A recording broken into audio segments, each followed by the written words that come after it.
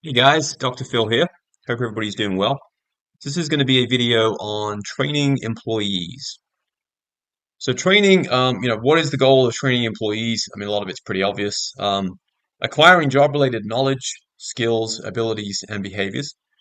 The programs range from formal classes to one-on-one mentoring. A lot of companies, and certainly bigger companies will, have made good use of mentoring programs. Takes place on the job or at remote locations and should be linked to organizational needs and motivation of employees. So, what is the importance of training? I think some of this probably goes without saying. You want people that are good at their job, right? They're proficient, they're efficient. Maybe they know how to do other people's jobs too. They've been kind of cross-trained. So, more important than ever due to nature of the modern business environment. The change requires employees to learn new skills continuously. And there's a growing reliance on teamwork, which of course creates a demand for the ability to solve problems in teams. And of course, that in and of itself often requires training. So the first element of instructional design is what we call a needs assessment, right? What are the needs? Let's figure out what the needs are so we can figure out how to address those needs. So evaluating the organization, individual employees, and tasks to determine what kinds of training, if any, are necessary. And we're really looking to answer three questions here, three primary questions. Organization. What is the context in which training will occur? The person. Who is it that needs the training? Because obviously that will help determine what type of training to do. And the task. What subjects should the training cover? So the organization analysis. So this is the beginning of the needs assessment, right? We've got to assess the training needs. What are the training needs of, X individuals for, Y jobs? So we're looking at the organization strategy. What resources does the firm have available for training? If it's a bigger company, probably more resources available. And then what is management support for training activities?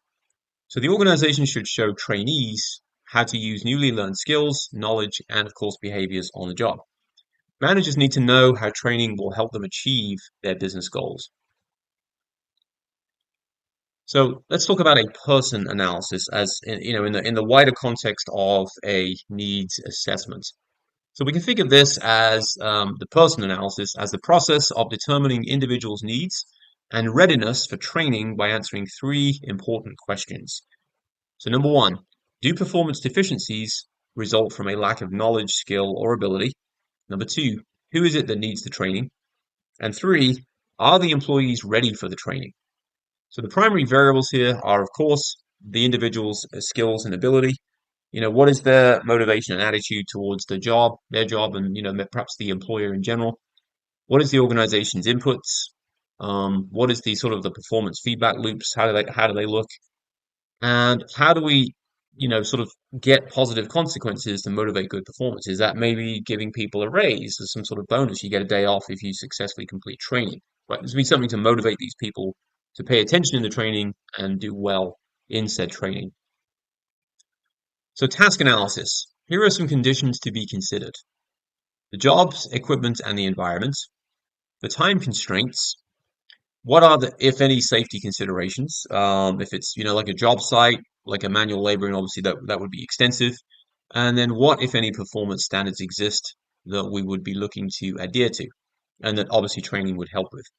So employees are interviewed, and a questionnaire is created about the importance, frequency, and difficulty of the tasks. And that will help determine which tasks will be the focus of the training. So as far as readiness for training goes, so we're looking at a combination of employee characteristics and positive work environment that permits training. So necessary employee characteristics are things like the ability and the desire to learn, obviously a favorable attitude towards training. A lot of employees feel like there's too much training, or there's not enough training, or the training doesn't really help them, or it's just training for the sake of training. And obviously that's not good, right? That's not going to help their motivation. And then, of course, the work environment. So a positive work environment, which of course encourages learning. So, we're thinking about that in the context and juxtaposition of situational constraints, and also, what is the social support that's available for the employees coming down from the employer. So training objectives include a statement of expectations, or you could say deliverables. These are the things that at the end of the training you should now be able to do. A quality or level of acceptable performance, once you finish the training. Conditions under which the employee is to apply what they learned. Measurable performance standards, and again, measurable being the key word. Performance standards are pretty much mute if they're not measurable.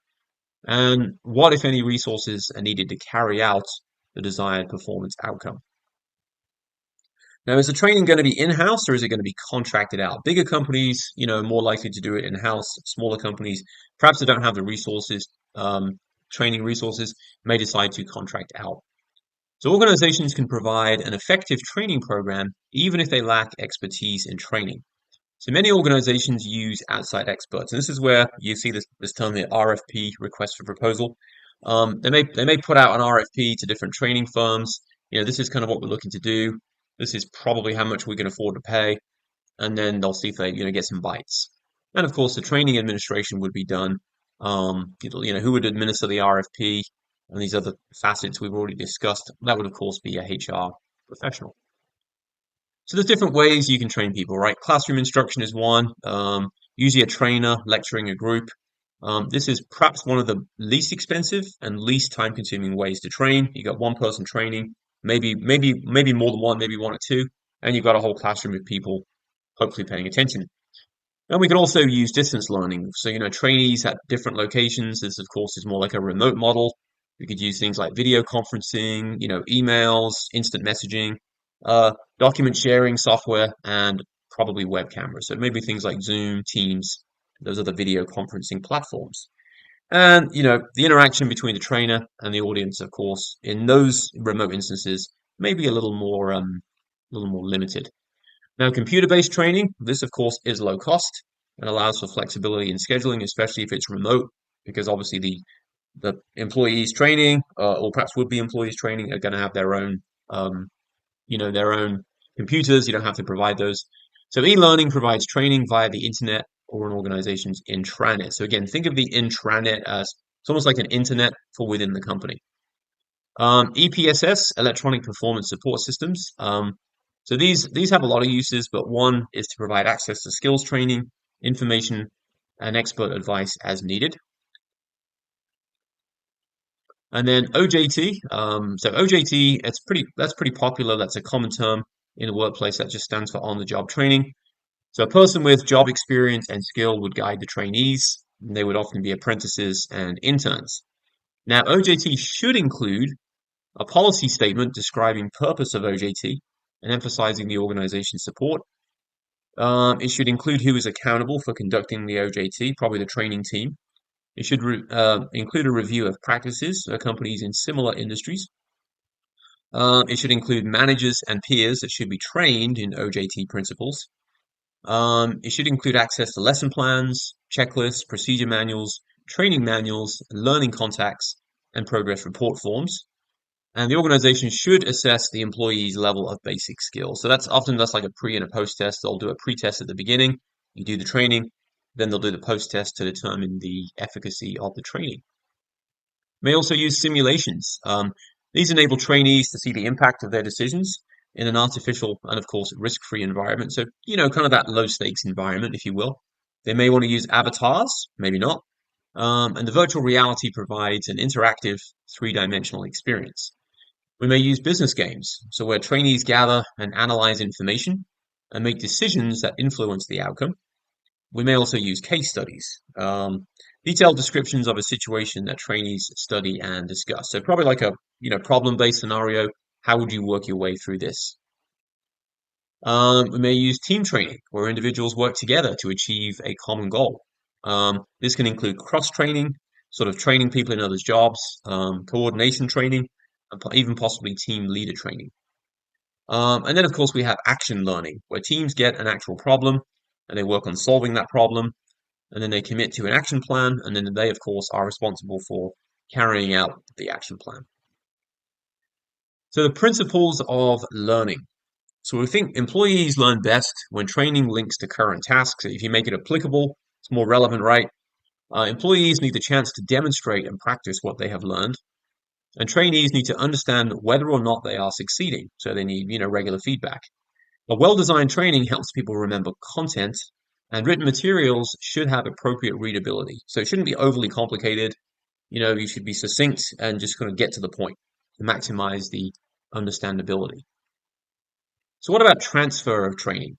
So on-the-job use of knowledge, skills, and behaviors learned in training. Implementation is strengthened by social support, technical support, think of like a help desk, and self-management. And communities of practice will often provide peer support. So a lot of times, if you run into a problem, there might be like ask the community. There's because the theory being there's a whole bunch of people. Somebody's probably already run into it before and can probably tell you how to solve it. So it really is a good idea. And then what about training outcomes? So information such as facts, techniques, and procedures that trainees can recall after training. Skills that trainees can demonstrate in tests or on the job. So that would be another way to sort of test the outcomes to make sure they worked. Trainee and supervisor satisfaction with training program. So a lot of times they'll ask you to do like a survey at the end. Changes in attitude related to training content. So, somebody experiences a good training session, their attitude towards training may change. And of course, if it's a bad one, it could change in that direction too. Improvements in individual, group, or company performance. And ultimately, the company is looking for a high ROI or return on investment. And then applying the evaluation. So, taking what people have said, the trainees, like what have they said about the training program? Was it good? Was it not? What needs to be improved? What did they like? What did they not? Is ultimately going to help with future decisions about the organization's training programs. The organization may identify a need to modify the training and gain information about the kinds of changes needed. So don't think of these training programs at these firms as, it's sort of like set in stone. They tend to be more like a living kind of program, if you will, because they're going to change. As companies get feedback from trainees, this is what we like, this is what we didn't, and that, of course, is going to mold, how they deliver their training and how they structure and develop those training programs in the future. Okay, as always, thanks for watching, and I will see you all in a future video. Take good care.